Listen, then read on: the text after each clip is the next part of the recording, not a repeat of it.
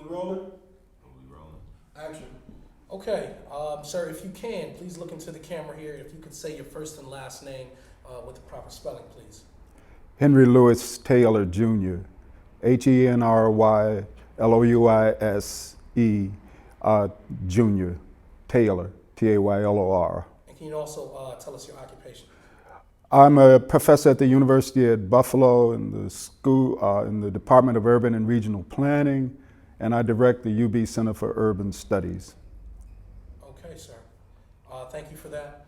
Let's jump right into it, okay?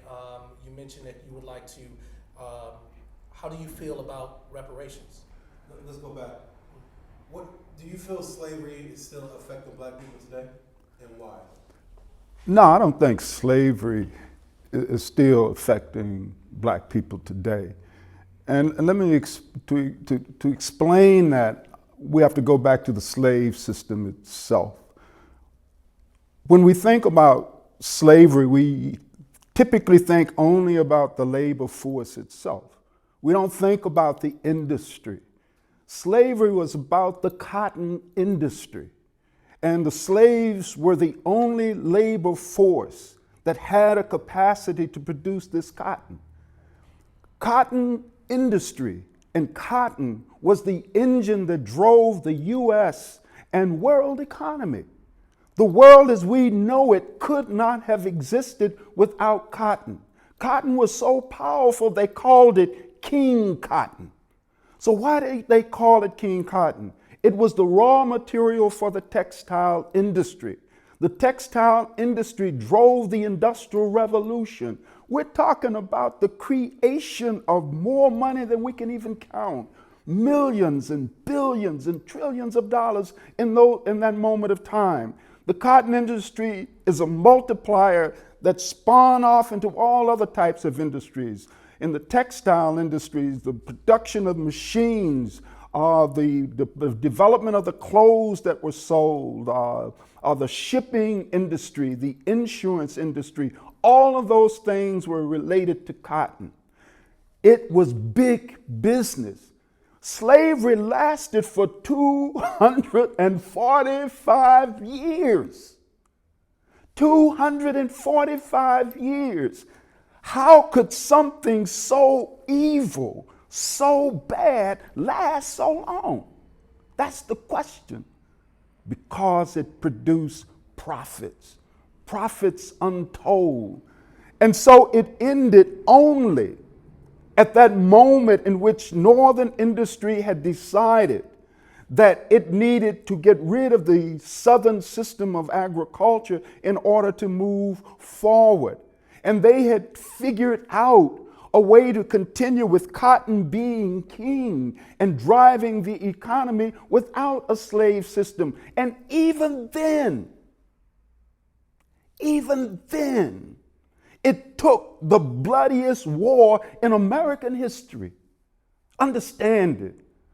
Over 750,000 people died. That's more people in that one war than have been killed in all of the other wars that this country has fought combined. So, slavery ends. Understand it. We had a choice. We had a choice as a nation.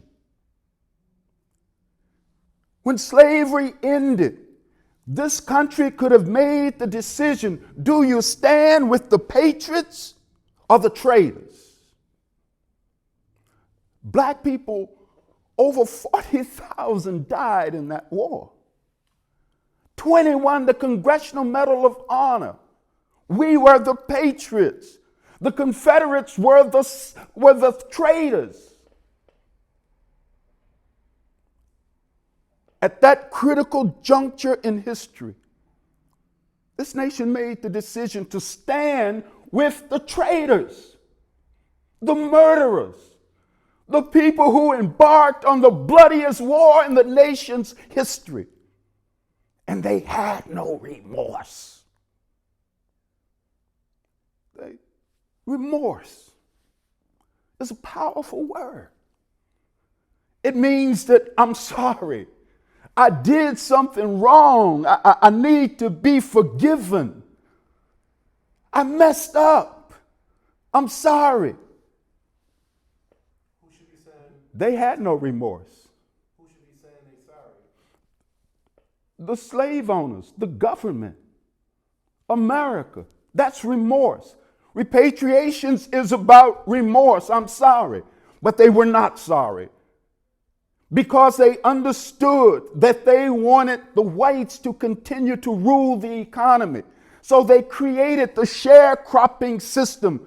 So it wasn't just that they didn't give blacks land and freedom, because they understood by not giving them the economic means to survive, they would be forced into a new system of slavery, sharecropping and tenant farming, locking them to the land for almost another 100 years. Cotton remained king.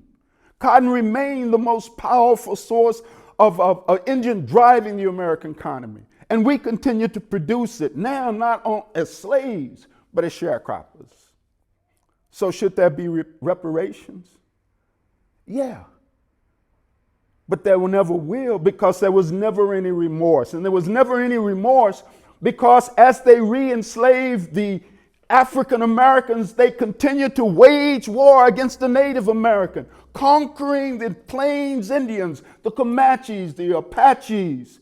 Wounded Knee in 1894, the last of the great battles when they massacred the Native Americans, creating a country from sea to shining sea. Then they embarked on war against Cuba, seized control of the Caribbean islands, Puerto Rico, opened up Southeast Asia, and embarked on imperialistic activities throughout the rest of the world. Now, it's not about reparations. It's not about remorse. It's about U.S. becoming a world imperial power, enslaving and creating oppression and exploitation across the face of the earth. So in 2015, what can a white person do, or anybody in position of power, what can they do to try to rectify that?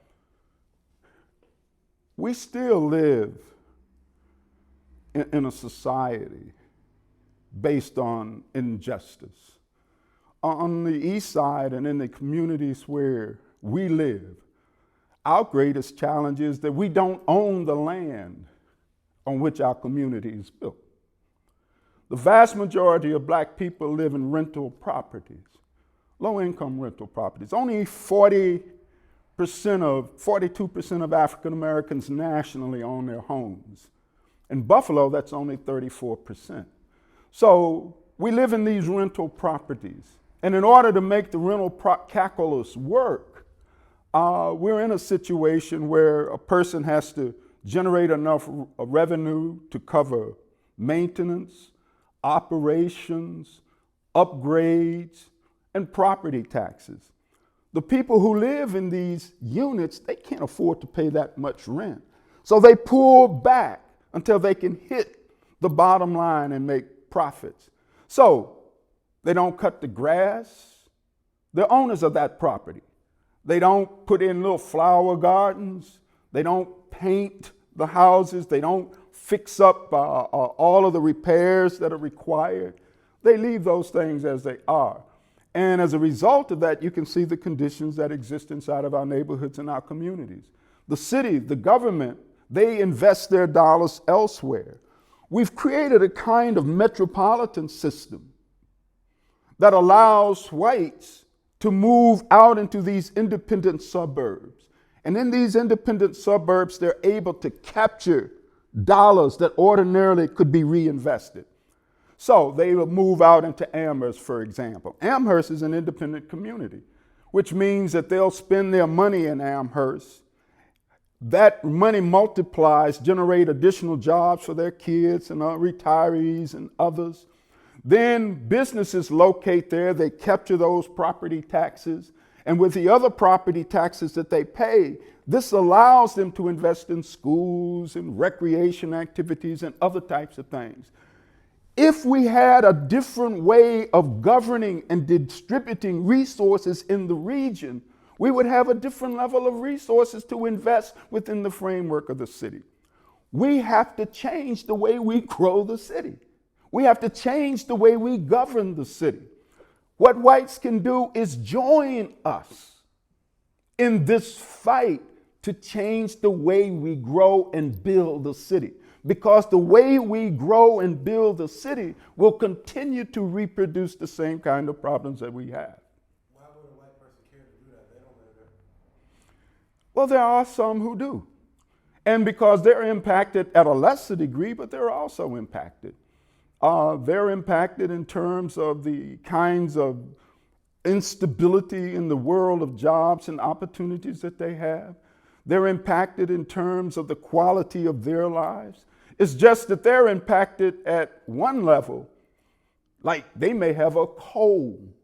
We're impacted at the level where we're having pneumonia and we're dying. So the degree of that impact is different and is much greater. And it's our job to raise their levels of consciousness so that they can begin to understand the relationships between their misery and pain and the misery and pain that we share. Right now, they think we're the cause of their misery and pain, that we participate in their misery and pain, and they have no idea and no understanding of the conditions with which we face. So many of them view us as their enemy, when in fact we are potentially their allies.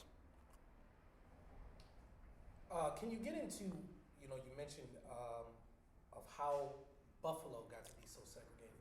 Can you explain that? Yeah. It was home ownership. And it was the creation of a new vision of how to build the greater Buffalo metropolitan region. Let me explain. Buffalo, for most of its existence, was not segregated. Back in the 20s, 30s, 40s, and even much of the 1950s, blacks and whites lived in the same neighborhood and a community on the Lower East Side. And in many instances, we have data showing blacks and whites even living within the same boarding houses. So they shared residential space all up and down William Street, Broadway, Eagle, Swan. Even the Harbor Center, if you didn't know it, was built on what was historically a black neighborhood where blacks shared residential space with whites. As late as 1950, in and around that cluster of blacks around William Street, to the north, to the south, to the east, to the west, were deep white communities. We weren't always separated. But in the late 1940s, they came up with the idea nationally, not just here in Buffalo, of anchoring the communities around home ownership. Before the 1930s, in order to buy a home, you'd have to put a third down and pay that loan off in 2 or 3 years. So they revolutionized during the Depression era how you buy homes, created 30-year mortgages, and decided to turn the home into a commodity. Before, it was more of a cultural artifact. Then they developed the Federal Housing Administration and other entities to provide capital. They created systems of organizing mortgages around these things. And they decided, not just here in Buffalo, but elsewhere, that the best place to create most of these owner-occupied communities was in the suburbs. And back at that moment of time, people saw Erie and Niagara County as one big city. So in the 1950s, after the war, they implemented this strategy and they began to create homeowner opportunities, racially based, for whites in the suburban areas and in other places. That pulled all of those whites out of those neighborhoods that they had historically lived in with blacks. They moved into a system of home ownership. We were left with a system of rental. But as late as 1970, there were about as many white people living on the east side as on the west side. And the housing value on both of those locations were pretty much the same. So from 1970 onward, we saw the big shift in the movement of whites over to the west side, then the continuing pushing of blacks out of the lower east side, and whites moving into the suburban areas. So by our time, we see that hardcore segregation completely set in. So Buffalo was not always segregated. Segregation appeared only at a particular moment in time. And that particular moment of time was when this country made the decision to commodify housing and neighborhood, to turn it into something that you buy and sell to make a profit. Mr. Taylor, when we was on the phone, you said blacks haven't progressed since 1973. Yeah. Explain that. We live in a world of illusions. We live in a world of fantasies. This government has created and conjured up these imaginary scenarios where we think progress has been made. Take Buffalo, for example. Since 1980, median household income in Buffalo has gone down, not up. In 2015, we make more, in real dollars, we make less money today than we did in 1980. In 1980, and between 1980 and 2015, the poverty rate has gone up. The unemployment rate has gone up. So situations and home ownership has actually gone down. Just 10 years ago, home ownership was around 36, 37% among blacks. Today, it's 34%. So when we look at all of the critical indexes, those indexes have gone down except two. The incarceration rate has taken off since 1970. And during this period of time, the United States has emerged as the world's leading jailer. The other thing that has happened is the wealth gap between blacks and whites has widened dramatically over this same period of time. And that's amazing because since 1970, we've had increases in college graduates. We've had the golden age for entertainers, including professional football and basketball players. We got Oprah and Tiger Woods and Magic Johnson and Jay-Z.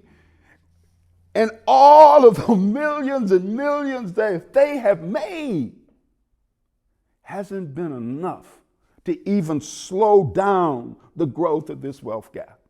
So we live this illusion, and the illusion is created by you turn on the TV and you see all these black folks living in the suburbs and living a good life. You might even tune in and watch Empire. You turn on the music videos, everybody's driving a big car, living a fine life. You look at your politicians bouncing around, your congressmen, your senators. Now we even got a president. But down on the ground, nothing has changed. But these images create the illusion that we have become middle class. And so when we live in this illusion, with our understanding and knowledges of our history and our present not there, we think we're free. We think it's all good. And it's not. It's not. What do you think us as black people, what do we need to do in order to close that gap, in order to increase the stats of home ownership and things of that sort? What do you feel we need to do in order to progress as people? The battleground in the 21st century must be the battleground to change and take control over our neighborhoods. And to see our neighborhoods as this focal point of our struggle and begin to unite with others to change the way we govern the entire region. But it starts with the neighborhoods. Our neighborhoods today are more disorganized than they have ever been before. For example, in Buffalo, we don't have an equivalent of a push organization on the east side. We don't have anything organized down on the ground on the east side. Nothing. All of the main organizations on the east side and most of the energy that's coming are led by whites. And these agencies and these organizations, all of our organization on the east side is a mismatch between the way we're organized and the challenges that we face. So we're in our churches, our lodges, our social clubs, our fraternities, but nobody is attempting to attack the problems down on the neighborhood level. We're not organizing these communities. The block clubs are weak. We have turned our lives over to surrogates. We say to the politicians, look out for us. No, they're not going to look out for you. We say to the preachers, look out for us. No, they're not going to look out for you. Or we say to the agencies, if we had run the civil rights movement that way, we would still be at the back of the bus. So we've got to go back to basics. We've got to organize our neighborhoods and communities and prepare to fight to claim control over these rental properties to make them work. We've got to battle to maintain control over the police and the other agencies that exist. We've got to create systems of accountabilities. We've got to elect from the neighborhood politicians who will pursue the policies that we want, not the neoliberalist policies that will support the land-grounded elites. We have to change everything that we do. And most importantly, we must raise political consciousness. We have to shatter the illusions that our people are living, which is why the stuff that you guys are doing is so important. It's consciousness raising. So that's what we've got to do. Everything different than what we're doing now. And if we do not do it, we will continue to die. I finished this past September a major study of health outcomes. It's sad, man.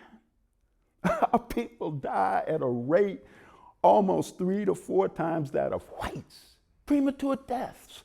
And the quality of life is poor among others. You all know folks who are sick, people who got all kind of chronic diseases, people who are hurting and in pain every day.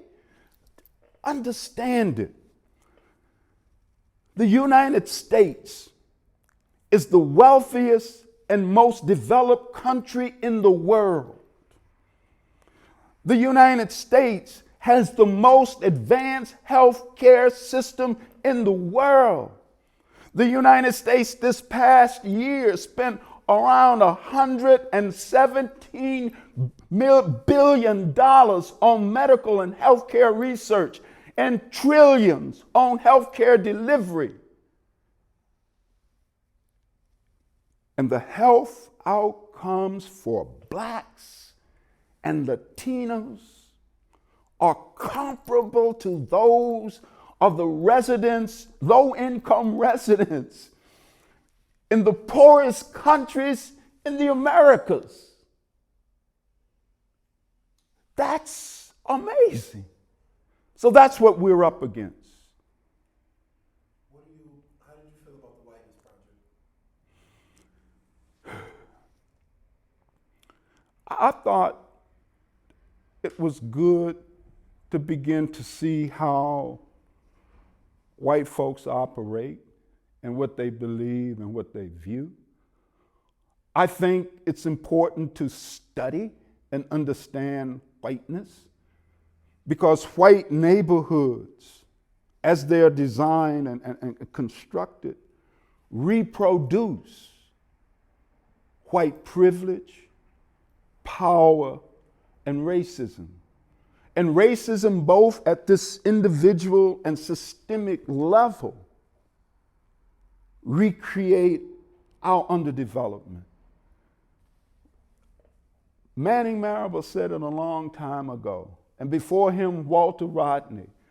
The very way America develops demands our underdevelopment. You cannot have the development of American capitalism without the underdevelopment of black people. You could not have the creation of the American empire. That's what slavery was about. Slavery was about, we must create our great country, but in order to create our great country, we must underdevelop. Let me tell you something. And this is one of the most important things perhaps we can understand from this conversation. In the 70s, 60s, there was a powerful word in our vocabulary, Uncle Tom. And there was also another powerful word, nigger. Uncle Tom allowed us to identify our enemies. Uncle Tom allowed us to clearly find those blacks who placed their interest above the masses, those blacks who would get ahead by walking on our backs. Uncle Tom was our light. It was where we would shine it in the darkness to find those evil, betraying black people. Nigger was just a word that we kind of like used in a camaraderie way, and they used against us. Fast forward to 2015. Somebody killed Uncle Tom. No one uses the term. Nigger is alive and well. How could we lose Uncle Tom and retain nigger? That's the question that you have to ask. Another question. If slavery was so bad and evil and harmful, how could it last for 245 years? Then, COINTELPRO. A lot of people never heard of COINTELPRO, the counterintelligence program. So we asked the question, how is it that in 1970 we had all of these black organizations working and organizing and mobilizing in the community? By 1980, they were all gone. In Buffalo, we had powerful organizations down on the ground. I know because I was in school. And I was a part of that. In our local chapter, the Black Workers Congress, we had members in every gang in this city, politicizing, raising their levels of consciousness, trying to show them who is the enemy. The government wiped all of that out. Wiped it all out. I'm working on a book now about Nahanda Abiodun, who was a part of the Black Liberation Army and who was considered part of the team that helped Assata Ashur escape. So all of those things were wiped out because they did not want us to acquire the political consciousness that they needed. Speaking about those organizations that you mentioned, are you more of a protester, or do you believe in by any means necessary in order to get justice? African American people must work on all kinds of different fronts in order to change the world that we live in. So there's no one strategy. There are multiple strategies. And people have to find out what their basic skill set is to allow them to involve and participate.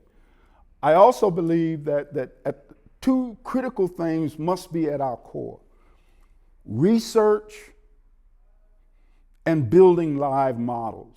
In the past, we have protested for certain institutional changes, like schools.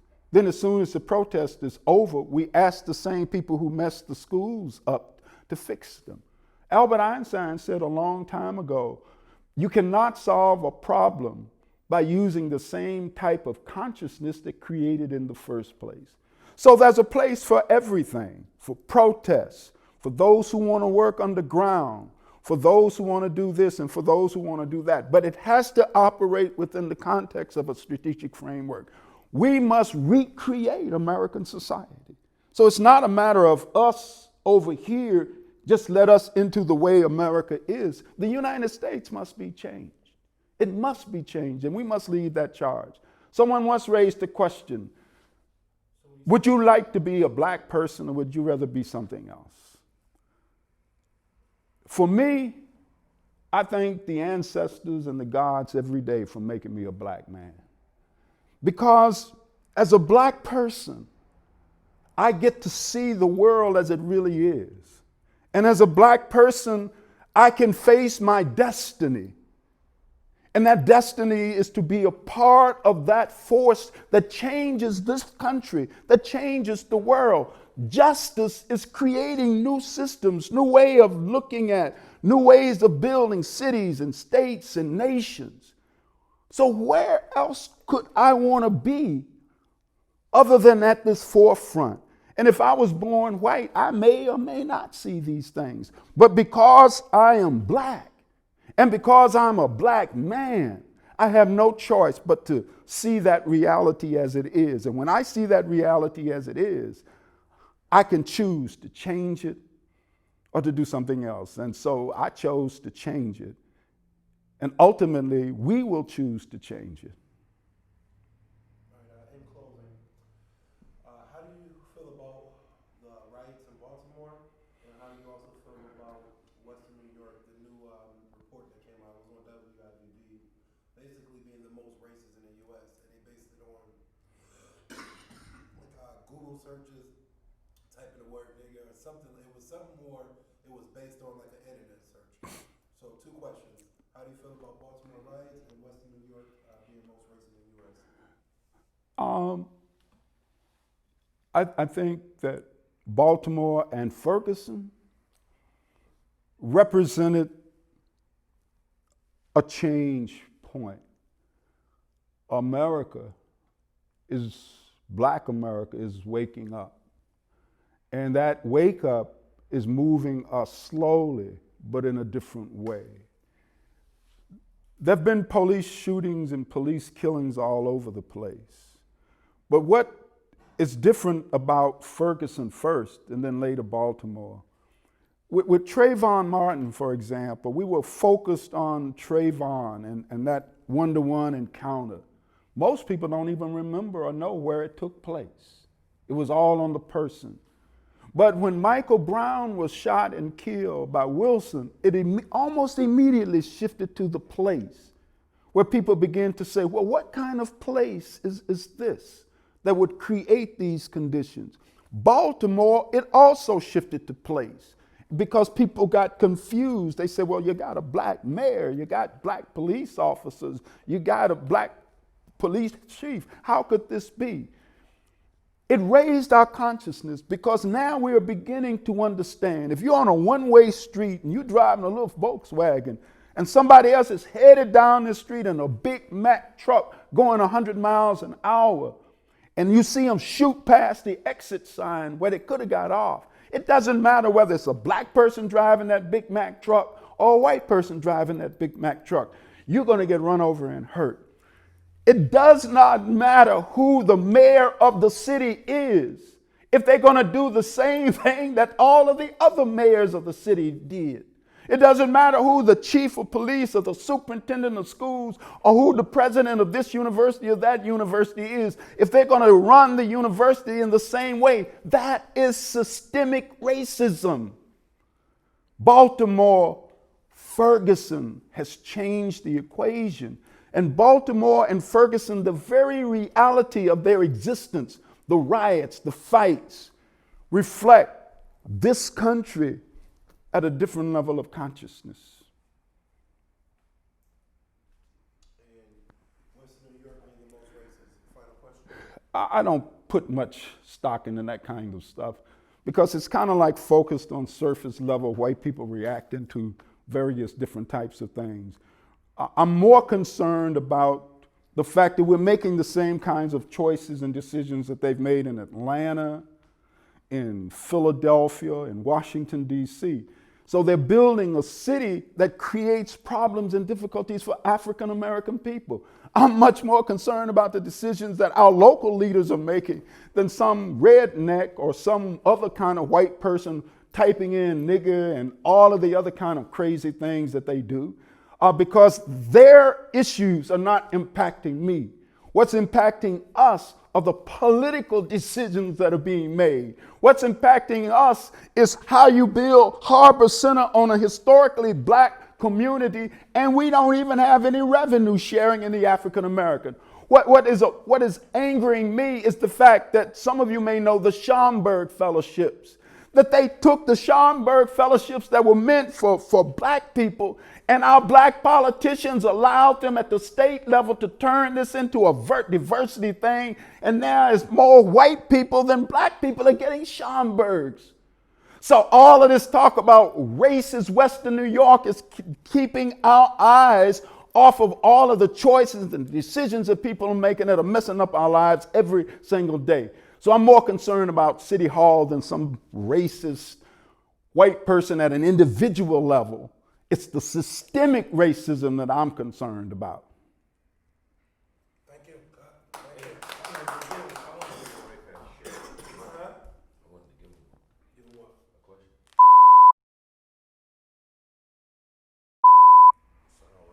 Action. When was the last time you endured racism? Man, I confront it every day. When they hired me at the University of Buffalo, I was hired by the provost, and I was brought here to popularize public service and to introduce it into the larger community.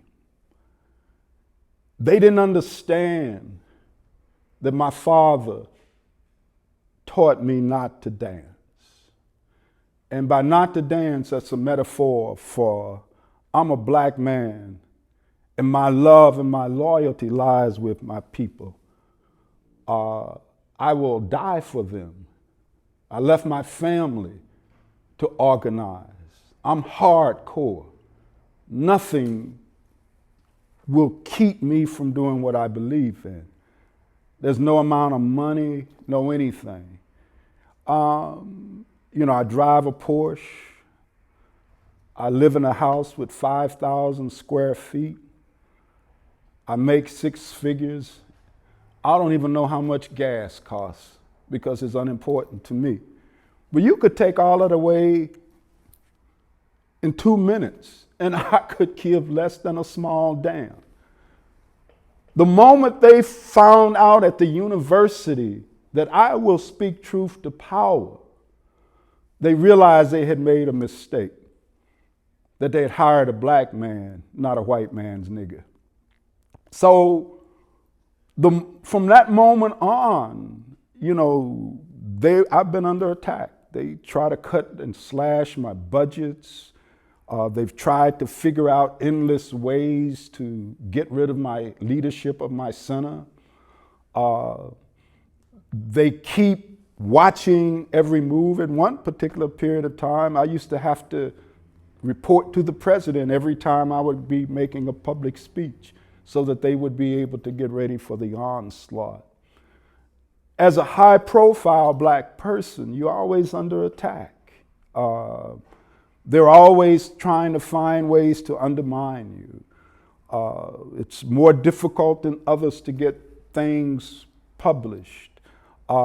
People watch your every move, always looking for ways that they can compromise you and make you their asset instead of a free person. Find ways to reduce the criticisms that you face. So I confront it at a structural level. I confront it with students who don't want to believe that you're telling the truth, who sometimes can't believe that this is the reality. So they think that you may be lying. So whenever you do your research or your work, you have to always be extra careful to check your sources, to make sure that the things that you have said are there, because you know the attacks will come. So every day, as a high-profile person of color, you face this, because I've learned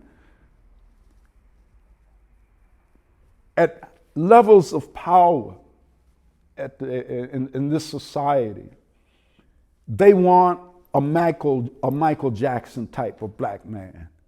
And when they find out that you're not a Michael Jackson type of black man, that generates a sense of fear, and you begin to have to deal with that at that professional level.